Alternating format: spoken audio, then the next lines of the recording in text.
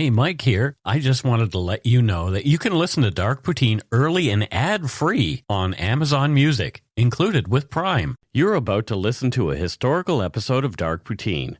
After episode 149, you will find Scott is no longer with the show. In an effort to maintain continuity and offer listeners as many episodes as possible, we are leaving the episodes in which he co-hosted intact. Thank you.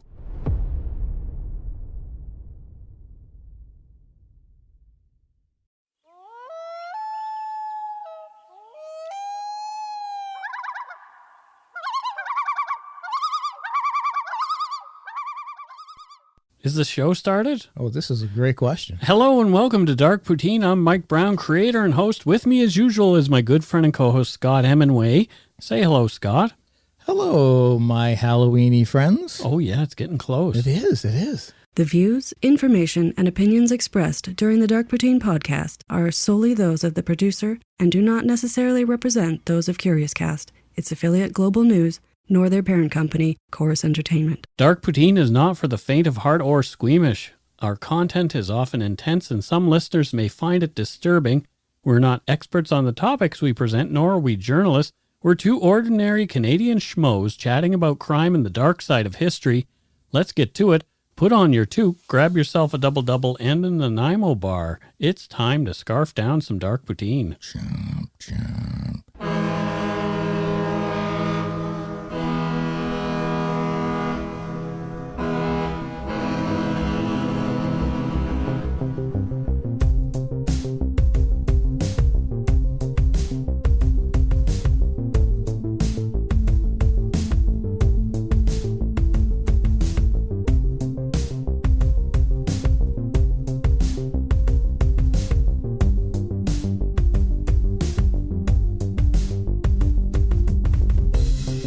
Listeners who feel they are in crisis can contact the crisis text line in Canada by texting HOME to 686868. In the US or UK, text 741-741. The service will match you with a volunteer counselor who is supervised by a licensed, trained mental health professional. Crisis text line is free 24/7 support for those in crisis. For more information, go to crisistextline.ca in Canada or crisistextline.org globally. And let's get on with the show. We typically steer away from recent cases. But after reading the grisly agreed statement of facts in this relatively local story, I was compelled to cover it. Oh. This episode contains disturbing and graphic details of the 2015 murder of a Chinese millionaire in West Vancouver at the hands of his soft-spoken cousin, Li Zhao. The crime's unthinkable and twisted aftermath is horrendous. I think I know this. I know this one. This is Dark Poutine, episode 145, Lust, Greed, and Anger, the Slaying of Gung Wan. Slaying is never good. No. So according to the Bhagavad Gita, lust, greed, and anger are the three gates leading to the hell of self-destruction for the soul. Therefore, all should abandon these things. This story has all three. Boy, oh boy. Yet another case with so many twists and turns that it's difficult to reveal what really happened. Anyone living in or very familiar with Vancouver and the Lower Mainland will know that the housing market here is more than out of reach for the average buyer looking to get into real estate. Absolutely. According to the properties listed on Realtor.ca as I wrote this episode, the opening cost for a single family dwelling within the Vancouver city limits will run you at least $800,000. And that won't be some luxurious suite. If you're looking for the top of the range, you can pick up the shack for sale at 4868 Drummond Drive in the exclusive Point Grey neighborhood for the paltry sum of just $37.9 million. I'll take two. Two, yeah. Realtor Layla Yang writes that the residence is, quote, a park-like estate of approximately 58,630 square feet with professionally landscaped garden, outdoor tennis court, indoor swimming pool, video-mounted gate, wide interlocking circular driveway, etc. I can't even imagine what the etc. is. I mean, at least there's some space involved. Well, it sounds like a dump. Some amenity. Yeah, I know. All I can think about is having to mow the lawn. Yeah, I don't Something tells me that the owner isn't mowing the lawn. Right. I just can't wrap my noggin around that amount of wealth. It's insane. And the crazy thing is, I remember reading something where it was like, at least in the downtown core, a lot of the $4, $5, $10 million penthouses are people's second and third homes. Yeah. Most of the money to buy these mansions seems to be coming from mainland Chinese multimillionaires and billionaires looking for a place to invest their cash other than at home in China. Yeah, and it's a great investment.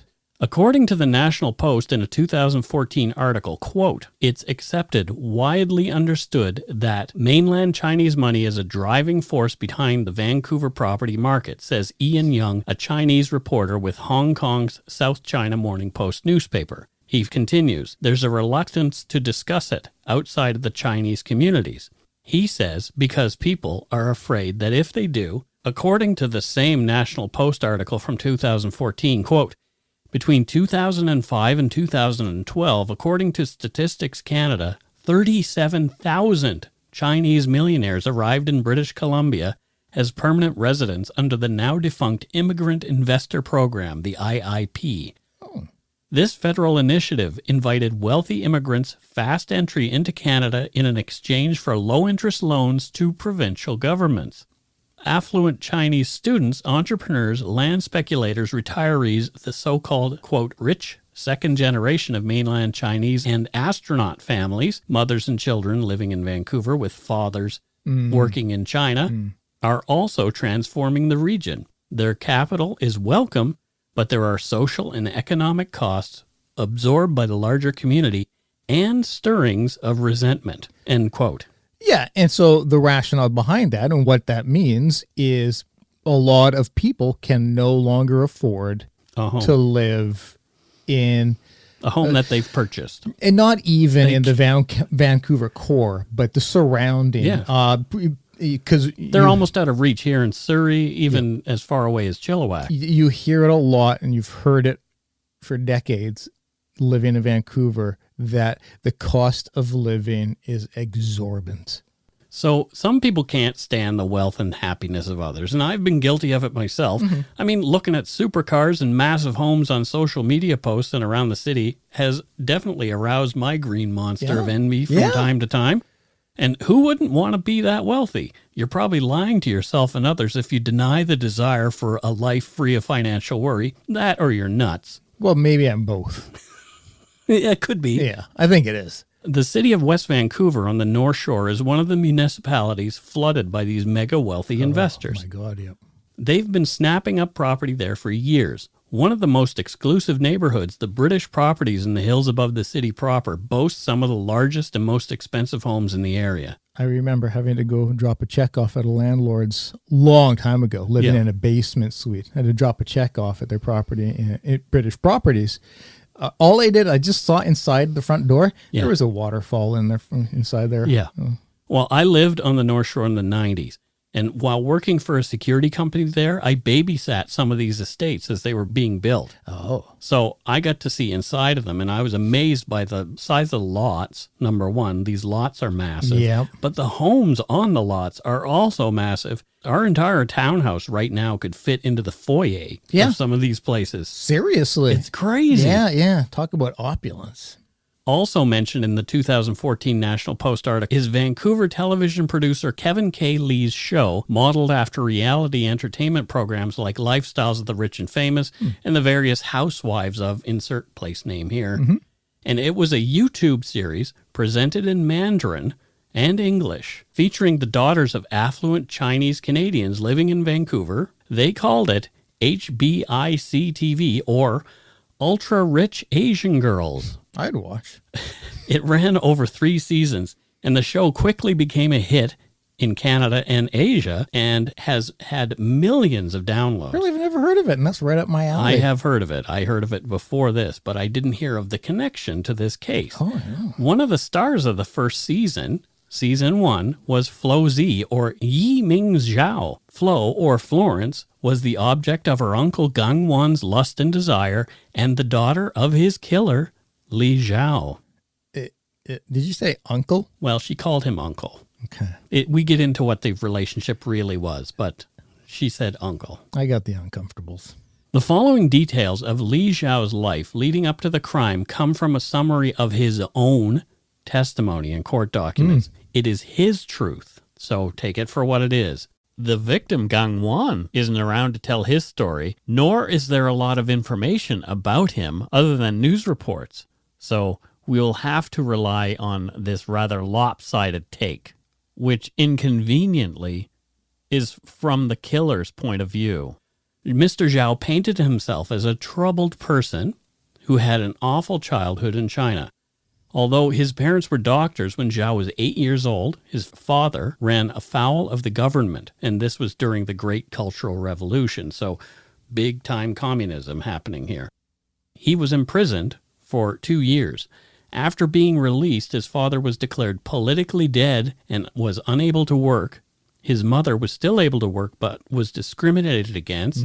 He said, the family's reduced circumstances led them to having to scavenge for food and fuel, eat only 1 meal per day, and gather under a single blanket for warmth. So it sounds horrible. That's a struggle. It sounds horrible. Yeah. If that's the way it really was, that's horrible. Yep. Not only the father, but the rest of the family was ostracized as well, and derision by those towing the party line flowed downward on Li Zhao and his siblings. They were repeatedly bullied, but, quote, dared not fight back for fear of further consequences. Every day was stressful. Zhao was terrified walking to and from school, not knowing when the next attack would come. He described himself as living in despair and fear every day. Again, not fun. No, I mean, you hear this kind of political struggles in oppression. In like Iran and Iraq not that long ago and stuff, where if you don't toe the party line, you're ostracized. Yeah. Zhao's mother was killed in a car accident when he was only 11. Oh, shit. She was the only real breadwinner at the time, and due to Zhao's father's political situation, the death left the family even more destitute. Oh, my God. Okay. When Zhao was 16, he went to a farm labor camp set up for young people by the government to deal with the absence of jobs for them in the cities. He said that he was one of the youngest at the camp. The average age for first attendance was around 18, but Zhao went early enough to have food to eat. He says he sent 90% of his earnings back to his family, which enabled them to eat more than once a day. Good on him. It sounds rough as hell, but good on him. There was an arduous work schedule at the camp, 6 days a week for 12 hours a day. And although because he was small for his age, he often needed 15 hours to complete his tasks. Sweet gibbers. I've worked 15-hour days and they are not pleasant. I imagine whatever he's doing isn't sitting in front of a computer. No. I'm suspecting this is hard manual labor. Right, and there's probably some overlord watching over him with a chip on his shoulder or a bad mood. Yeah, exactly. Yeah. That camp and another nearby one that he ended up working in afterward were in the northernmost part of China, and the winter climate was very harsh. During an ill-advised and unsuccessful attempt to walk home, which was 1,500 kilometers away, motivated by homesickness, he suffered frostbite. Eventually, he ended up in the psychiatric unit of the local hospital. No one actually told him what type of mental disorder they believed he was suffering from. He was discharged after a few months with medication, but stopped taking it after a few more months because it made him feel drowsy. That was the only mental health assessment he ever received until he was assessed on remand for Gang Yuan's murder. My God. So out of homesickness, he tried to walk 1,500 kilometers? Yeah, they would probably... In winter? Right. So that's probably why they gave him a little rest. Yeah, I'd say. Yeah. Yeah. Because that's like, to drive that, you're looking at a couple days. Yeah. He worked in these camps for 5 years. Eventually, a political change allowed him to return to the city. He claimed that his time in the camps was traumatic. He said that the rough treatment led him to oversensitivity to his surroundings, and he became afraid of doing things to make people unhappy. I get it. Yeah. So if somebody becomes upset with him, it's more of a thing than it would be for somebody who hadn't been through what he has been through. All the emotions surrounding that would be enhanced. Right. Things eventually got better for Zhao. After working in manufacturing and transportation, he ultimately joined some of his siblings in the photo processing business and became very successful. He added to his earnings with a highly profitable investment in a company that went public just after buying a large number of shares. So, Smart. boom. Yep. You know, when the Chinese economy changed and opened up a little bit, he and his family took advantage of it, and they did well. Yep. By this time, he'd met and married his wife, Zhao Mei Li. Their daughter, Yiming, was born in 1987 during the application of China's well-known one-child policy. Yeah. So she was the only child that Zhao and his wife were allowed to have in China. Yep. The couple loved and cherished Florence, and using a common Mandarin expression for an only daughter, Zhao explained that they think of her as, quote, the pearl in the palm of their hand. Oh, lovely. One of his reasons for deciding to immigrate in 2001 was to give her, his daughter, a better life. Mm-hmm. So they first settled in Montreal, where Zhao purchased several investment properties.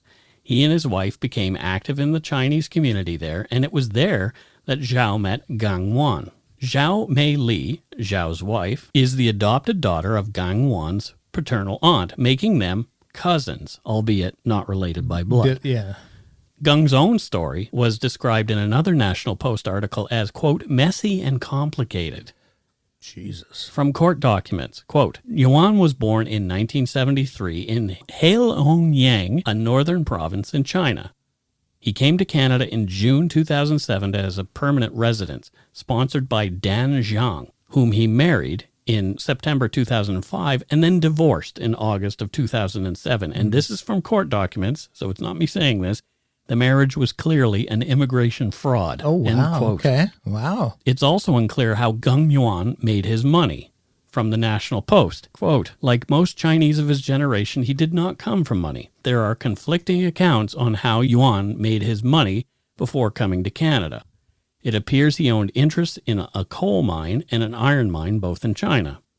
After a brief stint in Toronto, he settled in Vancouver, and according to court documents, went on a spending spree, buying 2 luxury cars worth over $600,000. Shit. Large tracts of farmland in Saskatchewan, 48 of them. Oh, my God. And reportedly at a value of more than $7 million.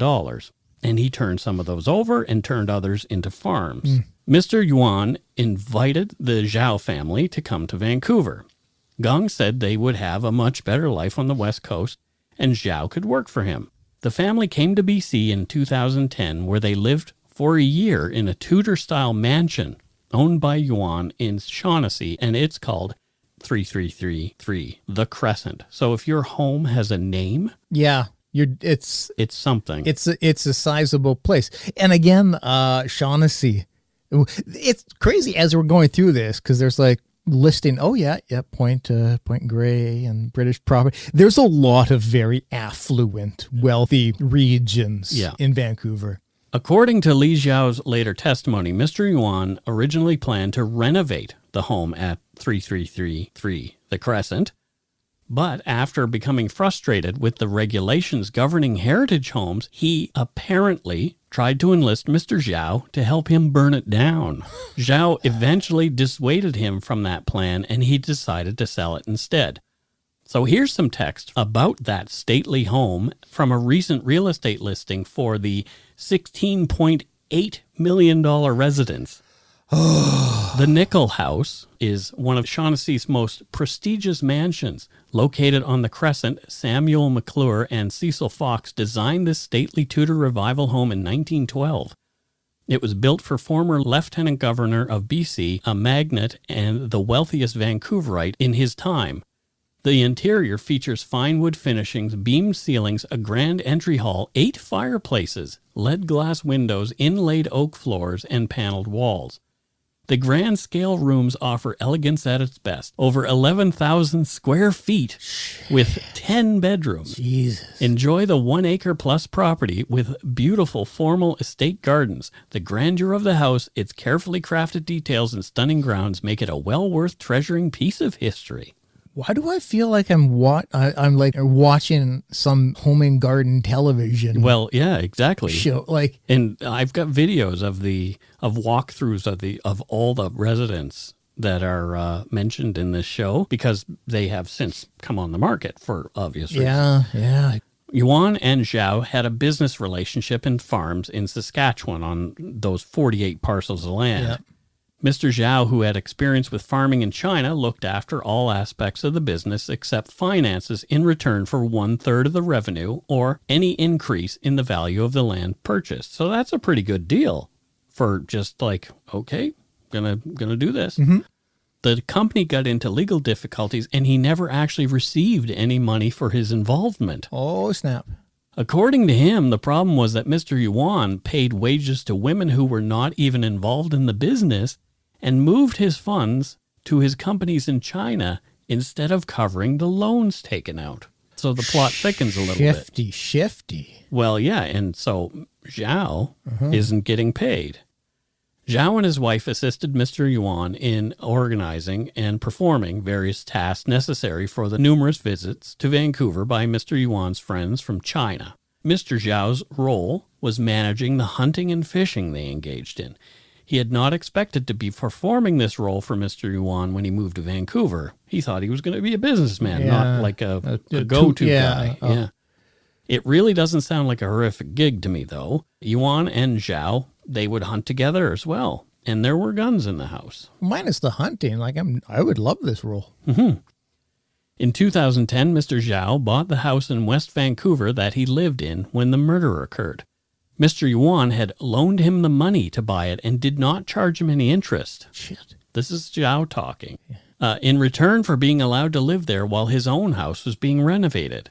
Mr. Zhao claimed that he could have afforded the house himself, but this money was tied up in an investment that he didn't want to abandon. So fair enough. Anytime I hear somebody say my money's tied up in investments, I get a bit, I find it a bit sketchy. Little. Yeah. Oh, I have the money, but it's all tied up in investments. It's all tied up in those investments. Zhao also claimed that Yuan seemed to have far more money than he had even admitted to. He'd bought lavish items like a Rolls Royce for himself and a Bentley for Zhao and his wife to run his errands in. Wow. I'd like to run errands in that. In a Bentley? Jesus no kidding. Christ. Gung also purchased his own private Gulf island, Pim Island, complete with a lodge, speedboat, and a water taxi driven by the island's live-in caretaker. That's the job I want. To be the caretaker? The live-in caretaker. Well, you can be my live-in caretaker because I want to own the island. On a private island. Like, my God. In Season 1, Episodes 3 and 4 of Ultra-Rich Asian Girls, Flozy can be heard exclaiming, "Welcome to my island," a statement that would later send up red flags after the island's valid owner turned up dead, slain by her father. So is this show, by the way, it's on YouTube? Yeah, you can watch it. All right, I got it. According to Zhao's own testimony, he became, quote, resentful against Gung Yuan over the next few years. Zhao said that Yuan had fathered 5 children by 5 different women, none of whom he was married to. Zhao also said Yuan mistreated these women and that he, quote, beat them up and verbally abused them. It's not sounding like a very stellar fella now. Not really. Zhao claimed that when Gung Yuan expressed his desires for his pearl, Florence, during an argument about, you guessed it, money, that is when he killed Gung in the heat of the moment, but what he did afterward is truly disturbing. And we'll take a break right here. Oh, okay. Load up YouTube. If you're looking for a smoking gun, I can absolutely guarantee you, you will not find it. In October 2001, a series of letters filled with a deadly powder called anthrax were dropped into the U.S. mail system. What started as an unprecedented case turned into an unsettling mystery. Who sent these deadly letters, and why?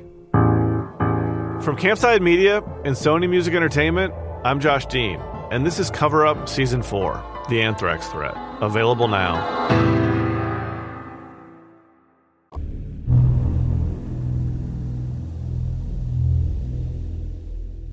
And we're back. So what are your thoughts so far, Scott? Convoluted. Here's the thing. We're getting one side of the story. Yeah. Which will always be, at best, mixed with truth and falsehoods. Right. At best. Right. You're going to be on trial for committing a murder. Yeah. And there's just so much various investments and properties. Like, it's hard to keep track. There's a lot of money riding on Mr. Yuan's life. Yeah. Like islands. Yeah. Actual islands. On May 2nd, 2015, at around 6:45 p.m., Zhao Mei Li, Mr. Zhao's wife, contacted a family friend, Michael Wang, and asked for his help. She was frantic.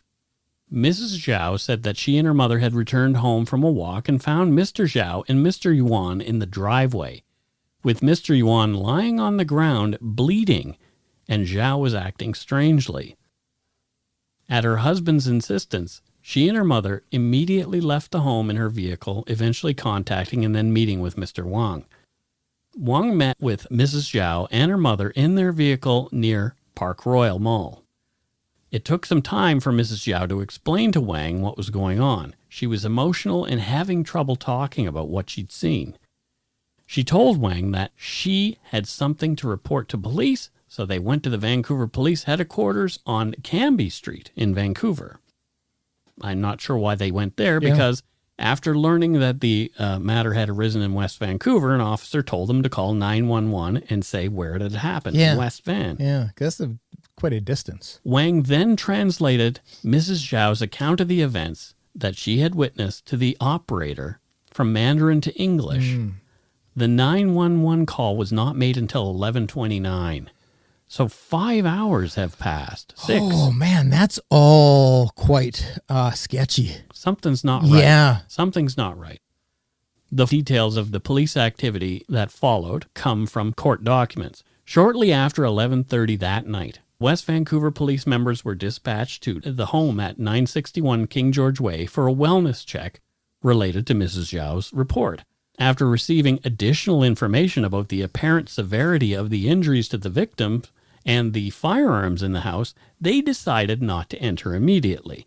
So they probably have asked Mrs. Zhao, are there any guns in the home? She may have said yes, and she may have described also how badly Mr. Yuan was injured, or they could have determined that if there was blood outside the residence or something like that, because she said that it was out in the driveway. Yeah, I'm just curious because you put wellness check. So that makes me think that what they were called there for, it wasn't directly communicated, yes, a violent act occurred. Right. It makes it sound like it was like, we're scared something might have happened. Right. So instead of barging in right away, officers set up a containment around the home.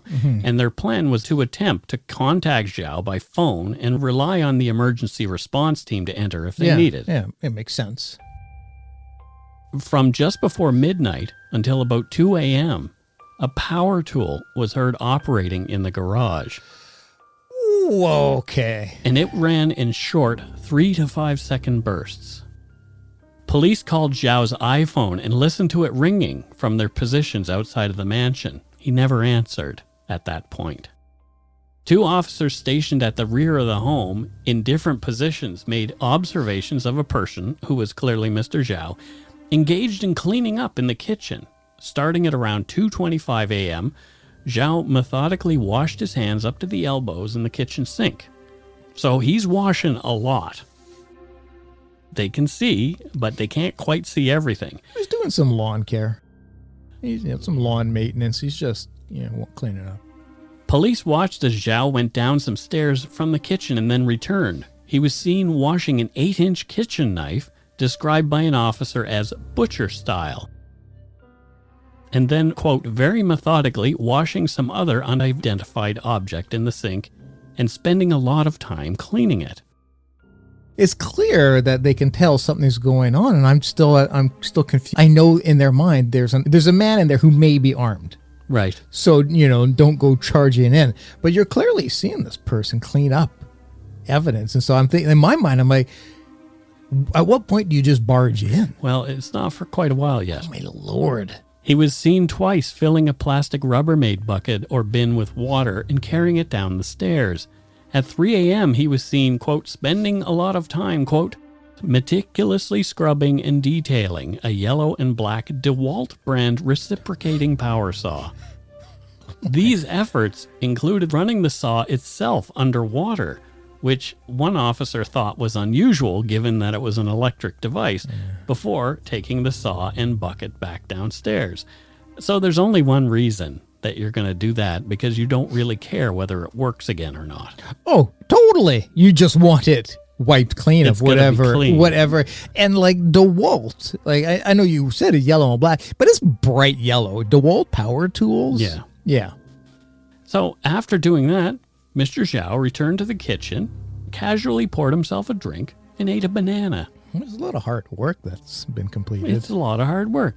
He then went about cleaning again. He rewashed his hands up to the elbow, rewashed the bucket and some items in it, and he was seen carrying a hammer across the kitchen. At 4 a.m., Mr. Zhao was seen coming from a different part of the house carrying what officers described as a long-barreled hunting rifle over his shoulder, walking through the kitchen and then downstairs. He returned shortly afterwards without the rifle, carrying the bin again instead, which he then appeared to clean in the sink. The officer then saw him stir a drink with a spoon and then pick up the bin and the hammer and turn off the kitchen light. So he poured himself another drink. So in my mind, there's many an occasion where they see he's occupied. His hands are on a bin. He's carrying something. And that's when in my mind, I'm thinking, well, that's when you go, charge in. Yeah, well, you're not a cop, right? So What says you? Well, we don't know what the protocol is. Absolutely. I'm just thinking out loud, like, here's what my strange. officer mentality would be. So 6.5 hours after this whole thing began, at 6:27 a.m., after the day started to break, officers saw a person silhouetted within the house moving from the front to the back numerous times. At one point, the officer saw this person with the silhouette of a rifle in his hand. The person passed the officer's plane of view 2 or 3 times while holding it. Then the officer did not see the gun after that. The police finally succeeded in making contact with Mr. Zhao by phone after 8 a.m. A Mandarin-speaking officer asked him to come outside, and he followed her request. By then, the ART team was in place, and he was taken into custody by them.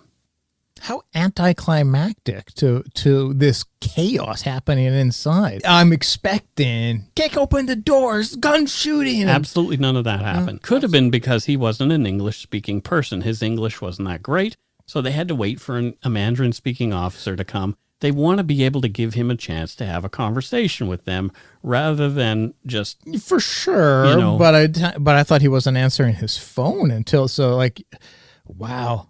Hey, can you come out? Oh, yeah, no worries. Think of the neighborhood where he is. Yeah. So if that's happening in East Vancouver, what do you think is going on? Burn the place down. Yeah. With the person in it. There's some barging in, yeah. I would think. Yeah. More evidence of disparities between classes in Canada and how they're treated by the police. Next, Mr. Zhao was transported to the jail facility at the Vancouver Police Department, which provides support for the West Vancouver police in serious crime investigations, and whose officers went to fulfill several investigative roles in the case. West Vancouver is a small department, so they're going to need help with this kind of thing. Yeah, it sounds like a pretty serious crime. It is a pretty serious crime. The ERT officers entered the house to determine who else was present. They found plastic bags containing what turned out to be Mr. Yuan's dismembered remains in the garage, on the floor, and in the freezer. They were secured to be seized by the identification officers and preserved for eventual autopsy. It's bizarre that he couldn't have been thinking that, the police won't get involved. I'm just going to chop this up, put it in the fridge. I'll get to it later. Like, I would think, like, okay, if you're doing that, maybe incinerate, burn, but like to just be like, well, they're nicely packed for the police now.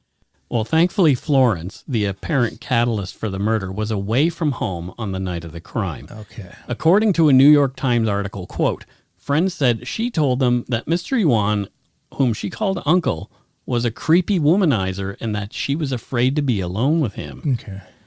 Kevin Lee, the producer of Ultra Rich Asian Girls, said she told him she studiously avoided her uncle, saying he had, quote, bad vibes. Yeah. At the police station, Mr. Zhao said, I'm like being in a dream right now, like sleepwalk. So English isn't his first language. I'm just writing things as they came out. Yeah. Before the interview began, Mr. Zhao's clothing was seized for forensic examination, and any apparent injuries to his body were photographed by identification officers. He had small cuts to the upper top areas of some of his fingers, redness to his right knuckle and the wrist areas of both hands, an area of discoloration on his left elbow, a small mark on his stomach, a small scratch on his back, and redness to his knees. So most likely from A scuffle. a scuffle and the dismembering, because you're going to be on your knees, power tools. The diminutive, soft-spoken man with no criminal history, Li Zhao, began talking to the police in Mandarin with a Mandarin-speaking officer, as he was not proficient in English. Yeah. From court documents, the following are some of the summarized notes of Li Zhao's initial police interviews.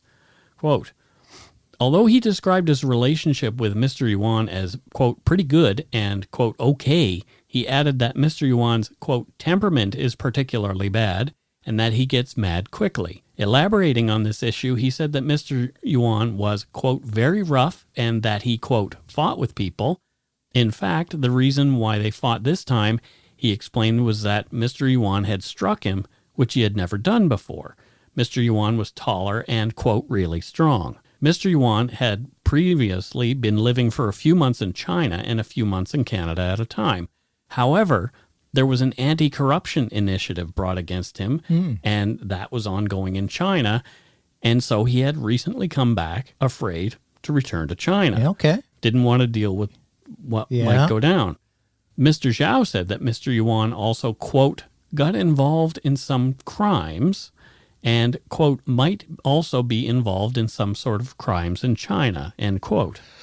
Zhao also described Mr. Yuan as having, quote, tons of girlfriends, a different one every day, end quote, and having acquired, quote, a sexual disease, end quote. Further, he was not, quote, responsible to his girlfriends after he had fun with them, end quote, and would often hit them. He later added that Mr. Yuan, quote, beat up so many of them, both in China and Canada. As he put it, quote, he came home with someone tonight, we don't know. The next morning we saw someone crying from being beaten up, then she left. He kept having a different one, end quote. Jesus. Yeah. Wow. Money talks, right? I guess so.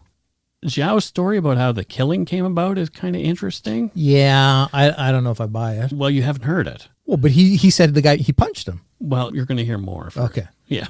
We'll let you hear first, and then you can say whether or not you buy it. According to Li Zhao, on the day of the incident, Mr. Yuan was going out for a drink. Before leaving, Yuan asked about an invention that Zhao had been working on and how his research was going. So in response to his request, Mr. Zhao took out the poles he was using for the invention, which he had kept in his gun bag, and showed Mr. Yuan how it worked. It was a gun stand that would allow steadier aiming of the rifles when they were hunting, and it had been put together with walking poles. The .17 caliber rifle that Zhao later used to shoot Mr. Yuan was in the same gun bag kept in the foyer. So that doesn't sound so much of an invention as it does like a hodgepodge of ski poles. It's like it's red-green or something. And it's also very interesting that this just happened to be what he was showing him before the man ends up dead. Yeah, color me skeptical. After seeing the invention, Mr. Yuan thought it was, quote, pretty good, and they talked about a joint venture. These are Zhao's words, right? Mr. Yuan is not here to say how this conversation went down, if it ever even happened. Mr. Yuan offered Zhao $4,000 a month as a salary. Mr. Zhao questioned why, as the inventor, he would not receive any shares in the venture. Mr. Yuan responded, insulting Zhao. Yuan said that it was such a simple invention that everyone who looked at it would think it's simple. You just said red-green yourself, so according to Zhao, Yuan said that he asked for too much. Mr. Zhao interpreted this to mean that, quote, my invention doesn't worth very much. And I know that doesn't make sense, but again, that's ESL, his broken English. Yeah. And he said that he didn't feel good when he heard that. He told Mr. Yuan, you're being too much. And it was then that Mr. Yuan apparently said that if Mr. Zhao let him marry his daughter, Yi Ming, he would give him a 50% share. Mr. Zhao added the comment that, quote, I know he's very loose in this aspect, so not good with women. Mr. Zhao told Yuan that this was a bad joke and asked, quote, how is this possible? Yuan responded that his older paternal aunt, Mr. Zhao's mother-in-law, was not his biological aunt. In other words, there was no biological relationship between him and Mr. Zhao's daughter.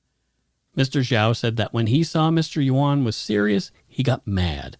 He said that, quote, "This is incest," and, quote, "This is like a beast."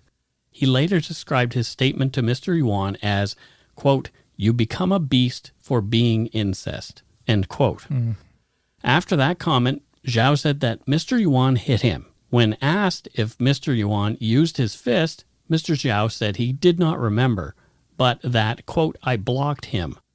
Mr. Zhao said, quote, "I can't fight against him, and I wanted to hit him, but I could not." He said, quote, "I went backwards and discovered a hammer behind." He backed up in the direction of the door from the foyer to the garage as Yuan approached. From court documents, quote, the next part of his narrative to Constable Young is best quoted directly. So this is translated from Mandarin to English.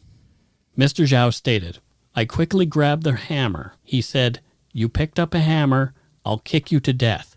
He came over and kicked me right away. He kicked me. I struck him on his leg or foot. I didn't see clearly. I struck him, and then he went back to grab the gun. Once he held the gun, I know he's bad-tempered. I ran once he grabbed the gun. Before I could reach the gun, I hit his head. At this time, he turned around and wanted to grab my hammer. We fought over the hammer for some time. You know I can't beat him. He's strong.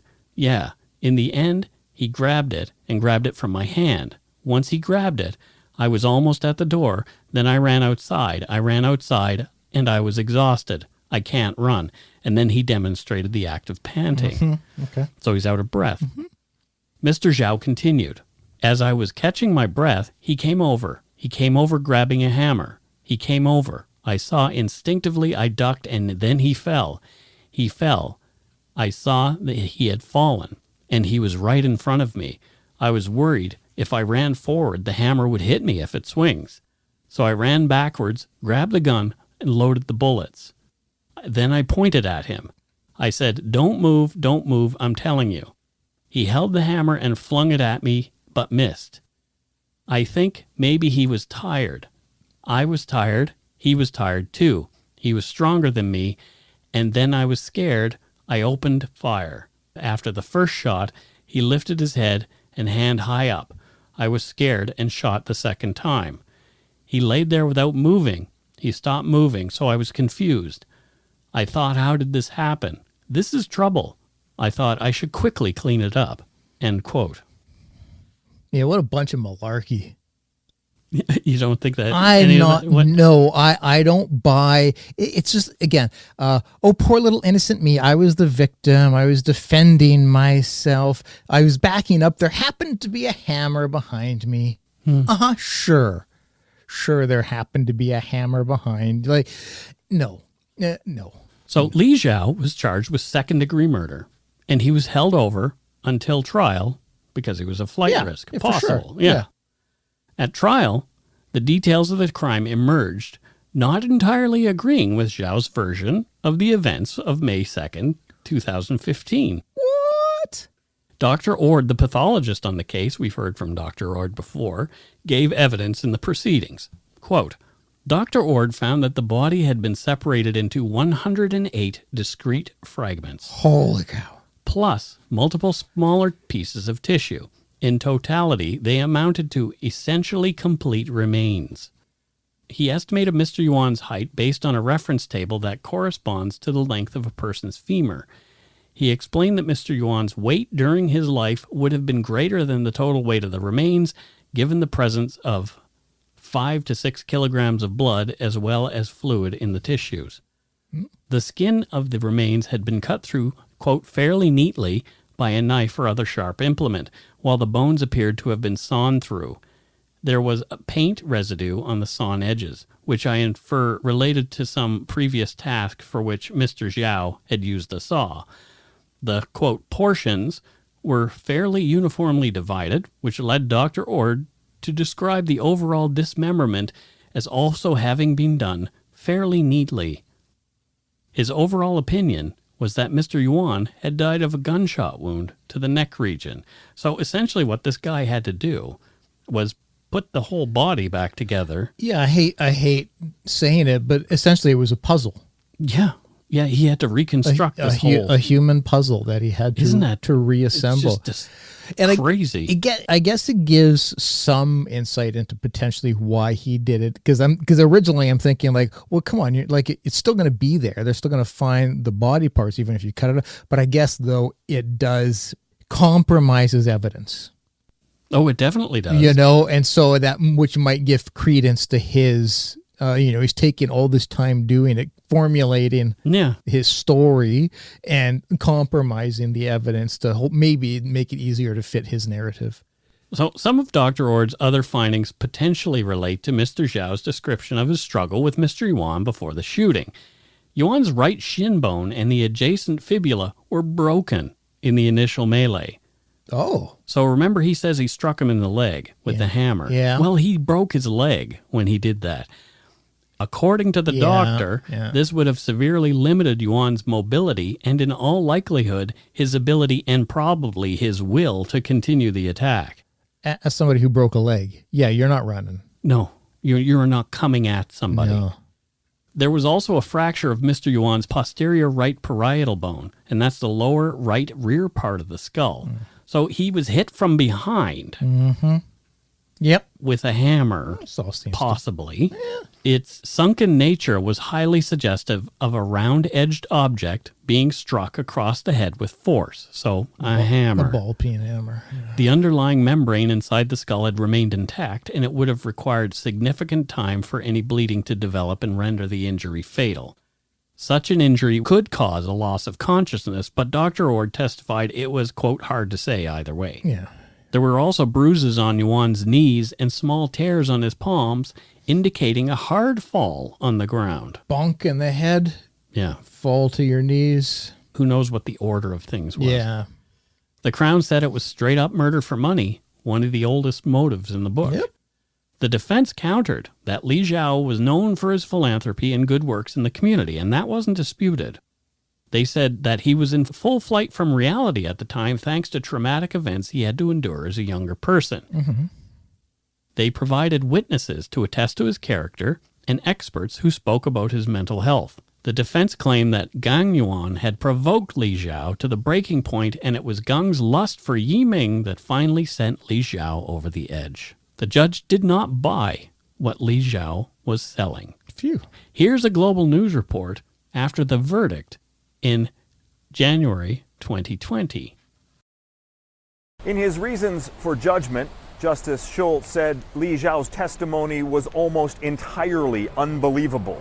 Yet the evidence he did accept into the record indicated there was no intent to kill Gan Yuan, and therefore enough reasonable doubt to not convict on second-degree murder. The Crown said all this evidence amounts to murder. We said no, all this evidence amounts to manslaughter. We all filed lengthy arguments. There were lots of reasons advanced and cases referred to, as you heard, and ultimately the judge made the decision he did. Date will be set to sentence Zhao later this month, but after serving almost 4 years in pretrial, he may not spend that much more time in jail at all. Aaron MacArthur, Global News. So, New York Times had covered the case and reported on the sentencing. It had been delayed till only days before the recording of this episode. Holy shit. So it was last Monday, in fact. Whoa. Quote, on Monday, Judge Terrence Schultz of the Supreme Court of British Columbia sentenced Zhao Li, now 60, to 10 years and 6 months in prison after his conviction for manslaughter and interfering with human remains. In January, the judge surprised Canadian legal experts when he ruled that Mr. Zhao was not guilty of murder. Under Canadian law, he could have been sentenced to life in prison for manslaughter. Zhao had been in custody for more than 5 years after killing Gang Yuan, his business partner and a family member. With each day in custody counting as 1.5 days toward his sentence, Mr. Zhao has 2 years, 4 months, and 8 days left to serve, the judge said. So Scott's there with his mouth open. Many online commenters say that this man got away with murder. What's your personal take on this, Scott? Oh, I tried my damnedest to be objective and give the courts the benefit of the doubt, because this is what they do. They're the legal professionals. They understand the nuances way more than we would. And so I have to believe that there's a reason the judge gave that sentence. Now, as a non-official of the court, it's bloody ridiculous. He's going to be out in 2.5 years. Like, Yeah. you break it down. He brutally murdered somebody, hacked the person up. Well, it was even more than hack. Like, he dismembered. No, he made the person into tiny pieces. Yes. I'm trying to think of the proper word. Like, he he dissected. Yeah, there you go. A person, and it's okay. You get 10 years. Yeah, it doesn't make any sense to me either. This case really, I was just like, what the heck? Yeah. And that's why I wanted to cover it right away, because it was one of those things where not only was it just a horrendous crime, but what the guy did afterward, and the police are watching. Like, this whole thing is just weird. And something that happens in Canada that at least that doesn't happen in the States is judges. I don't know if it's even a law that they can't, but they never publicly speak about their trials, aside from what they say during the hearing itself. So in the States, you'll often hear judges in the media, on news and stuff, explaining why they came to this conclusion. In Canada, that doesn't really happen. Yeah. And so there's nobody gets to ask the judge, aside from what they have said in court. You don't really get to ask the judge, hey, so what was the deal? And so you're just left pondering, okay, well, this is what they said. There's no follow-up ability to query. So, yeah, I feel like this dude did get away with murder.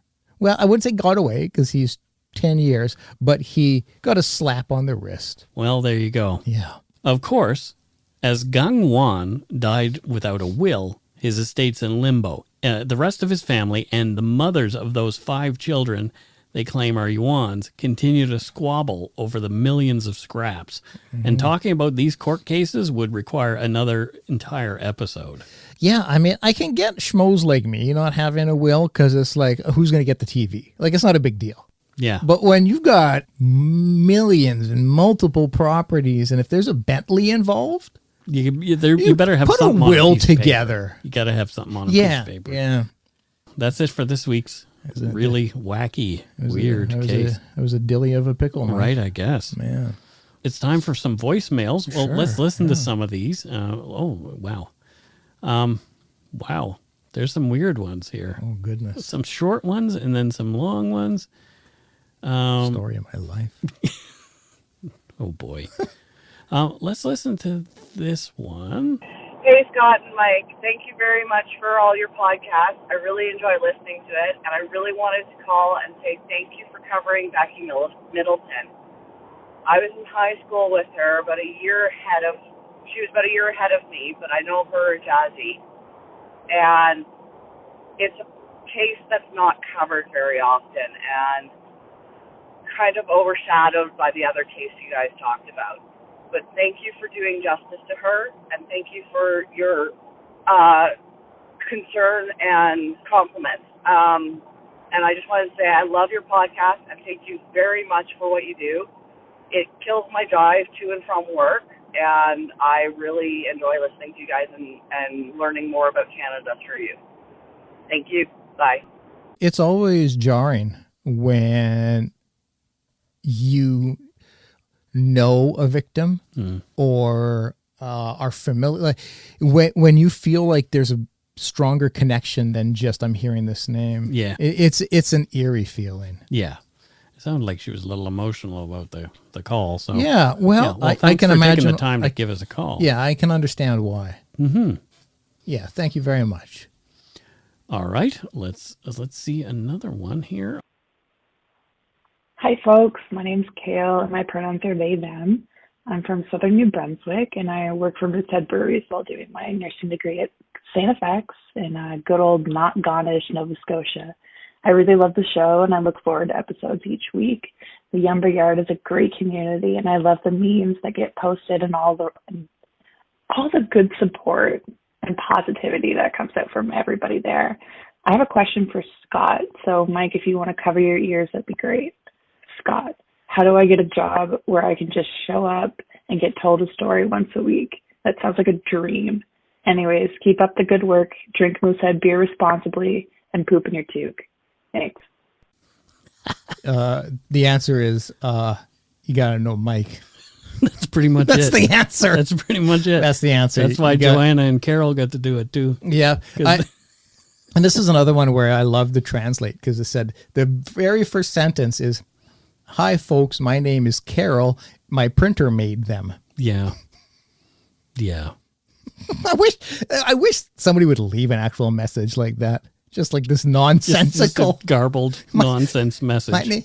My name is Carol, and my printer made them. And my printer made them. Oh, great. Well, there you go. I'm so glad that your printer made them. And yeah. And Carol wasn't her name either. So No, everything about that sentence was wrong. Yeah.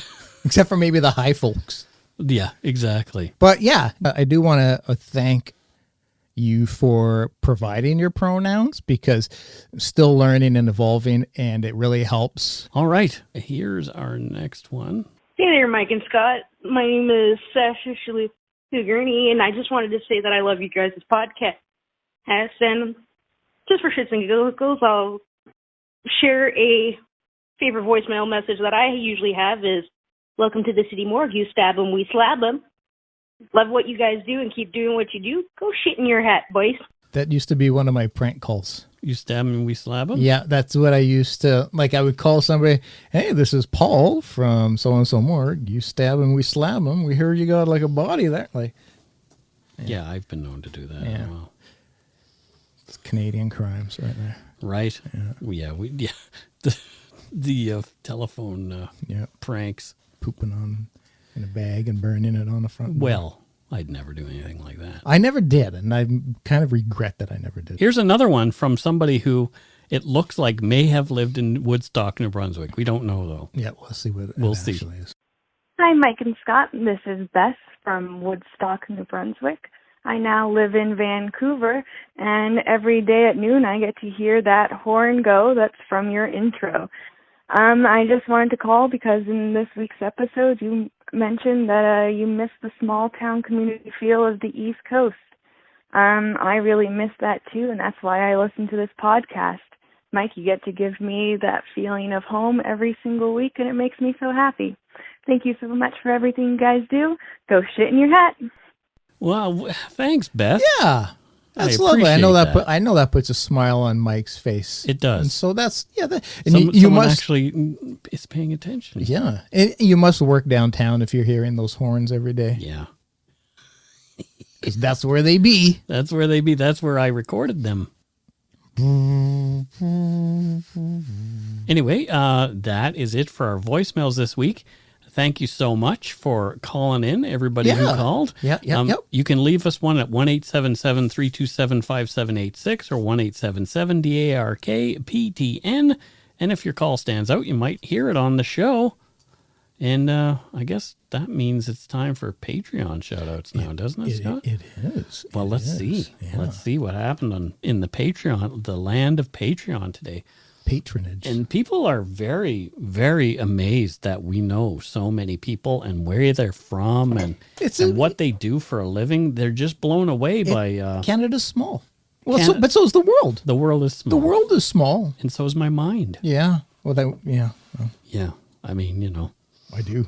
I do. You know that my mind is small. Oh, I do. Okay. We've got 3 new patrons this week. Perfect. Well, yeah. From Mission, British Columbia, we have Cameron Knowles. Yep. So what does Cameron do in Mission? Cameron Knowles, yes. Yeah, what does Cameron do? Boy, do I ever knows what Cameron does. Cameron works at the Mission Library. Oh. The MPL.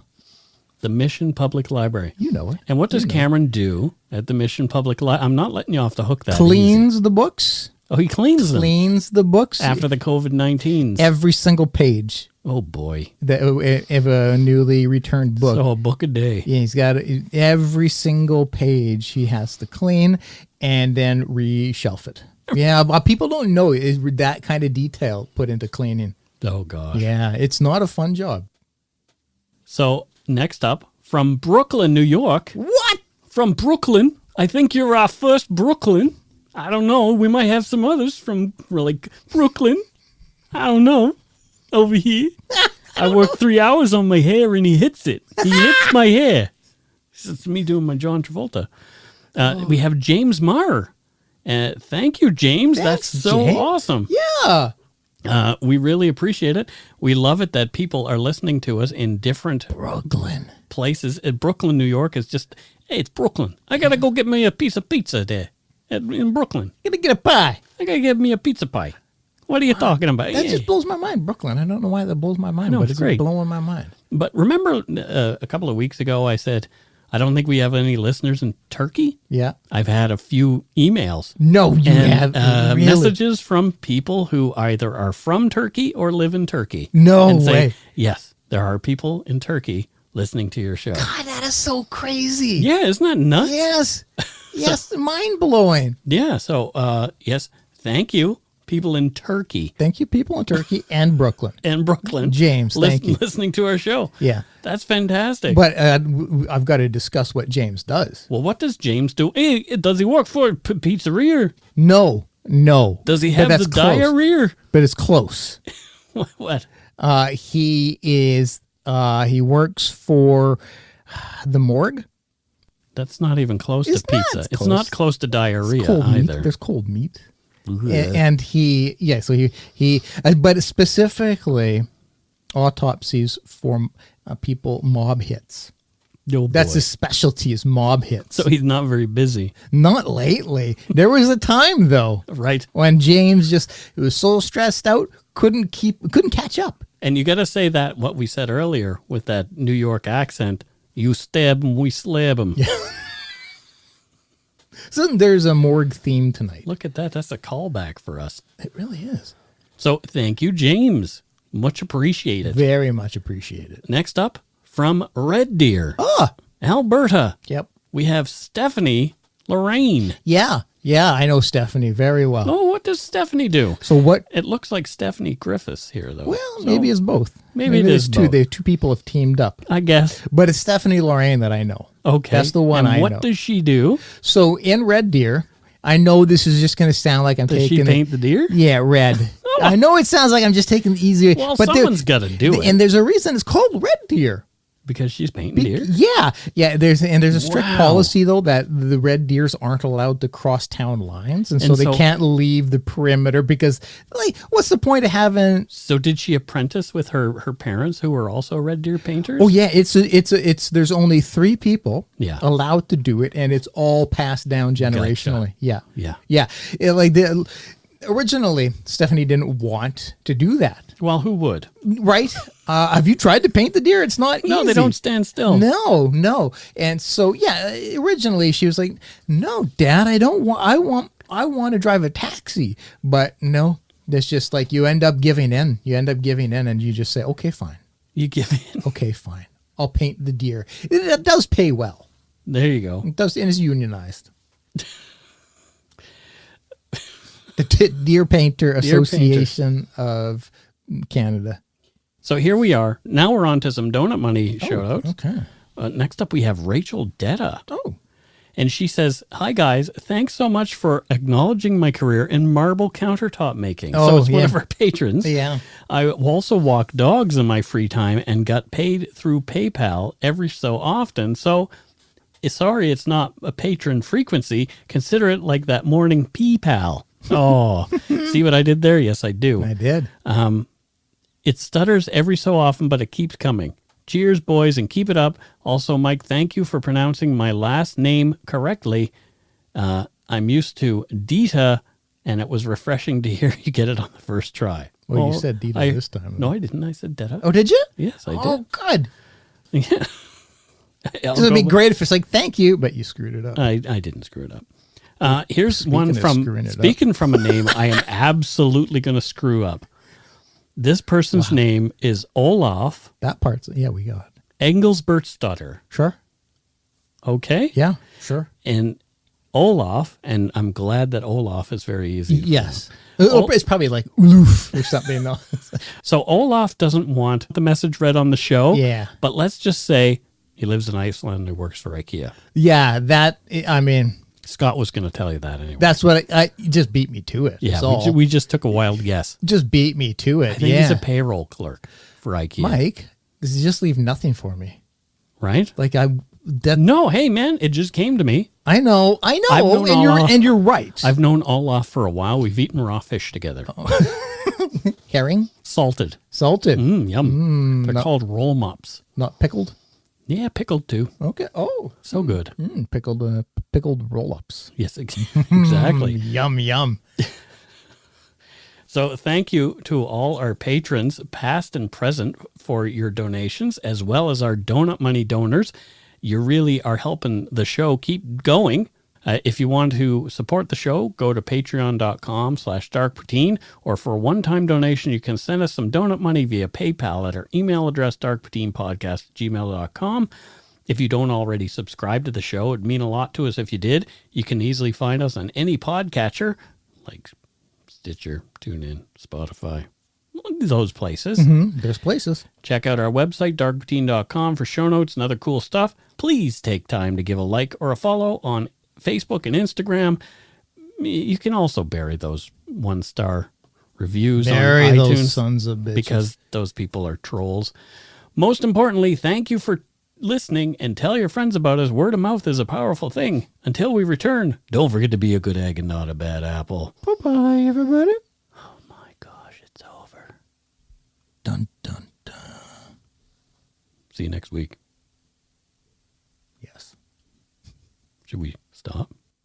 I'll keep it going. I don't know.